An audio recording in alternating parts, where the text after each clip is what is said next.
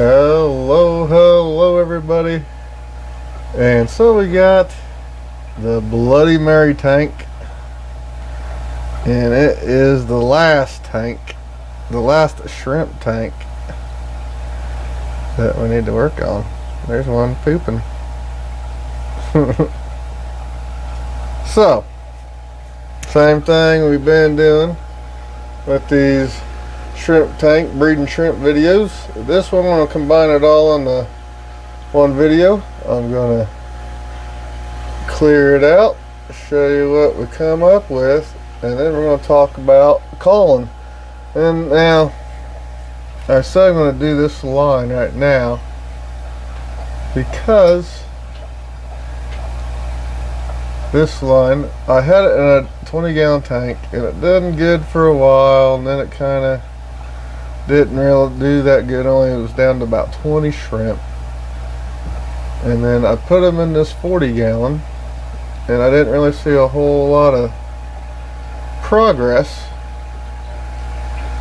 for like 2 or 3 months. So then I was like, alright, I want to put some guppies in here, so I did. And I kind of got tired of the guppies in here. They weren't really doing a whole lot. So then, but then I noticed these Bloody Mary shrimp were doing amazing. So I'm going to get these guppies out. Now these guys are doing real good, and they've just had a population explosion. And I sold like 100 of them back in like October. Like, I'm not sure, but I still had plenty left. And now I have hundreds and hundreds of them. And I still have not ever, other than when I was in the 20-gallon. Look at that one. That one is freaking amazing. I still, when I was in the 20, I'd pick out some obvious bad ones, but I never really sat down and called them hard. So now that's what I'm going to do. I'm going to clear out this moss in this tank, maybe put some other plants in here that I got a hankering to do, and yeah, that's what I'm going to do.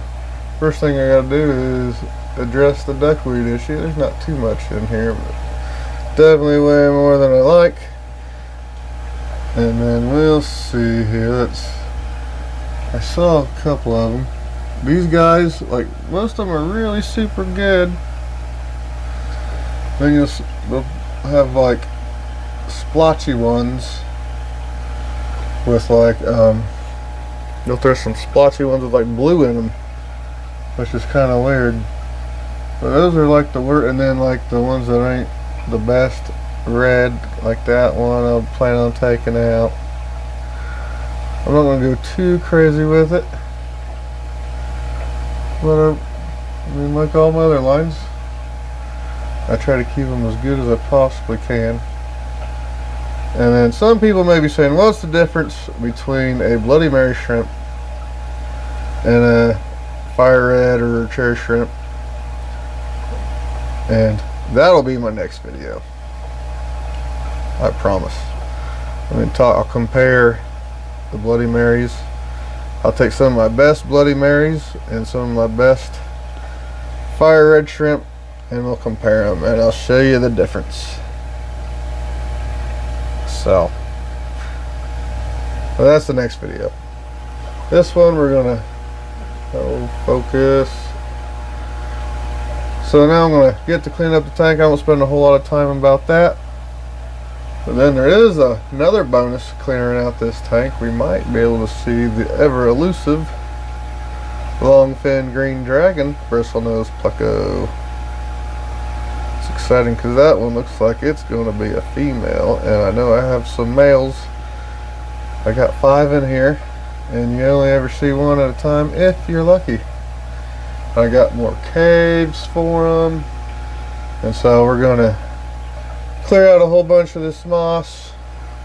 Then we can see the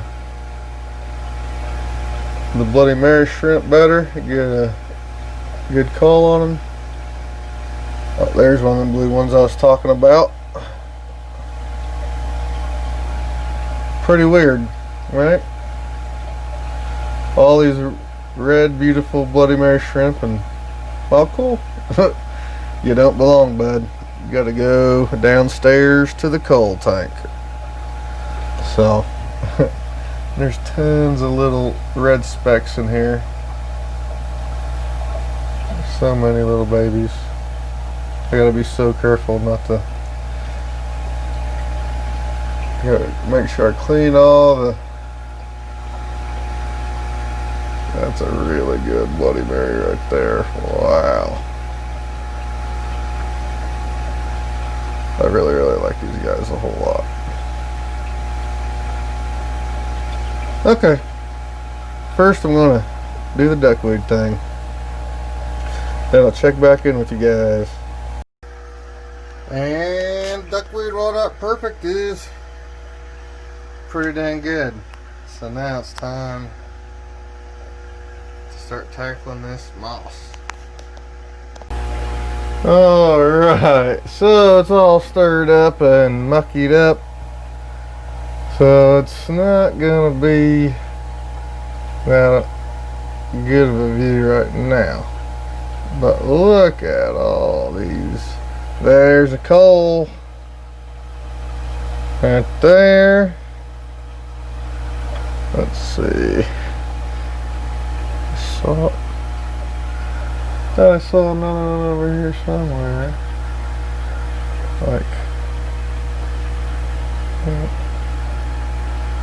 Look at all the little ones.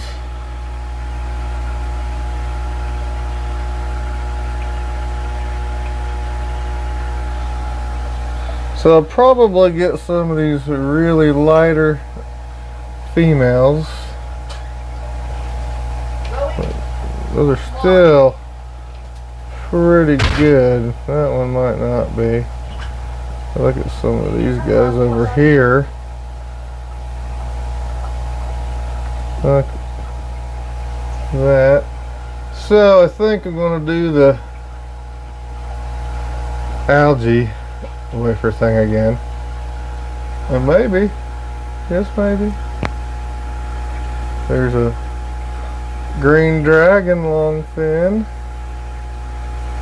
See if we can get some of those guys to come out. Get a look at some of those. So I'm not going to go through the whole culling process. Oh, there's another one right there. And you can see, just to let these lines have just been, this line's just been let go just to see how many shrimp I can get. Now I did call them when they were in the 20 gallon like I was telling you about before. But since I put them in here, I have not called. Well, I take that back. I'm sitting here every time I look at them, and if I see one of those blue ones, one of those obviously bad ones, I yank them out. But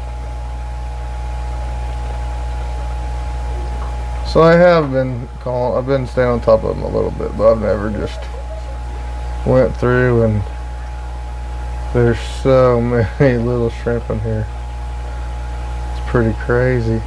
So what I'm going to do is I'll do this culling, let the tank settle down a little bit, clean the outside glass, and then we'll take a final look at the end result.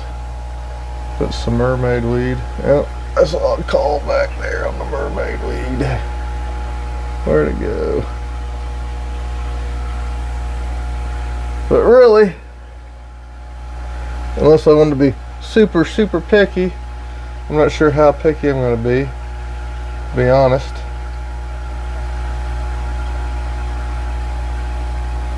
Now, I got these off a really good breeder when I got them, a private breeder. There's one, some kind of a really looking thing. Like most of the shrimp that these guys have are beautiful. There's one fanning her eggs. Where are you? There she is. There's so many buried shrimp in here. And there's so many little babies. It's pretty awesome. Again, like I said, I'll do my calling thing. Might check, yeah, I'll check in because I'll calm them down while that's, let the filter clear up some of this crap I stirred up. And I'll let them gather on the algae wafers.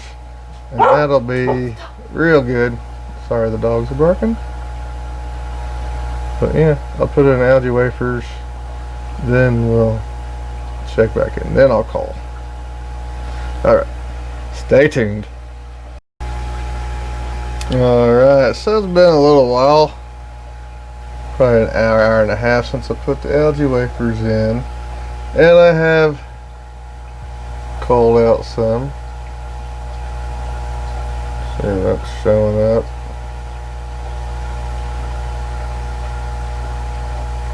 There's a few good ones that accidentally ended up in there, but not that many. And as you can see, have looked and looked. I mean, I guarantee I've missed several, but when you look at them like this, at some point I do need to come in here and get the lighter colored ones, but you can tell, I mean, it's really, this might be one of the best lines as far as breeding true that I have.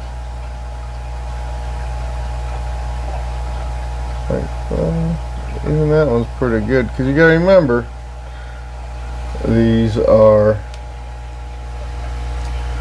Bloody Marys. There's a long thin green dragon. I saw one of the males was out just a little bit ago. I think that's a female. Well, there's one right there. Looks like a blue jelly. Gonna have to try to catch that one out. And I'll see if I can find some more, then we'll get it all cleaned up and take a look at it. See what we end up with. There's definitely some in here, like that one could probably go. It's lighter, but really, I mean, these are pretty good. Pretty good, I think.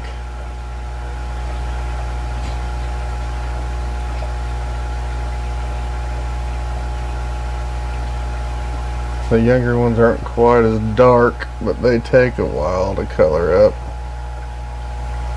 And you got the really dark ones like that. So I'm still kind of, like I've talked about, I'm still kind of deciding what to do with this line. But eventually, we'll get it called down real good. But right now, I'm not quite sure exactly how much I want to call them down. And for whatever reason, this line, they definitely get drawn in by the algae wafers, but there's still lots of them all over the rest of the tank. Alright. I'm babbling and rambling. So let's see if I can find some more. See what I end up doing, and we'll check back in.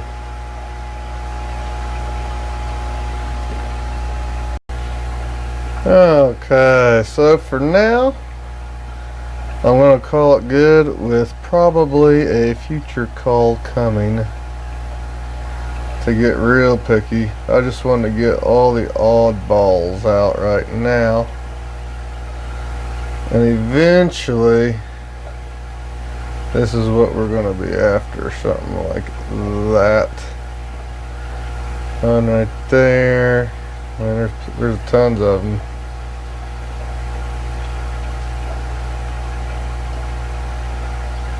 But I do like, well, I'm going to do a video about the difference between Bloody Marys and Fire Reds, but the thing that makes one of the things that makes a Bloody Mary special is that it looks like it's glowing, I guess you could say.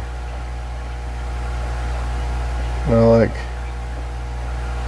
it's so bright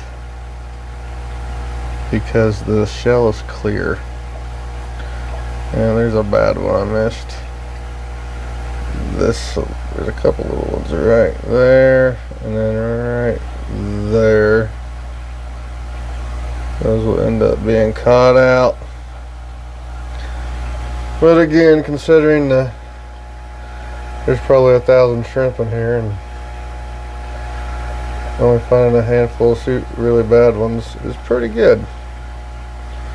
So I'm probably, like I said, going to in the future here soon, be real picky, but I have a busy day and I need to go to bed sometime here.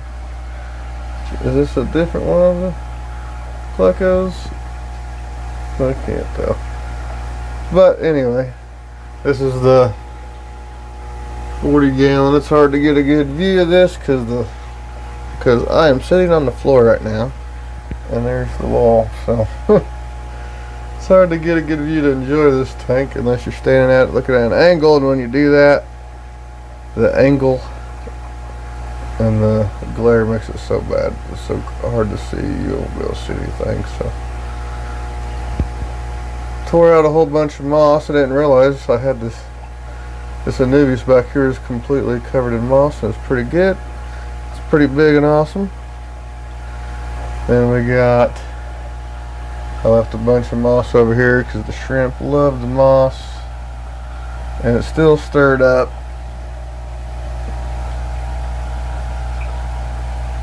Some good ones.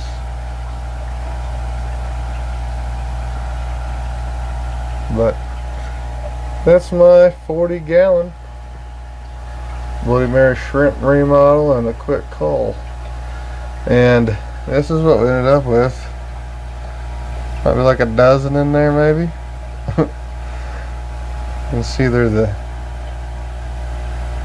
blue and clear parts, and there's a really light colored one. But yeah, that's what we got. And like all culls, they're gonna go in the cull tank. Oh, gotta zoom back out for a second. Okay. So ain't gonna be a grand finale, but there they go. Bloody Mary culls.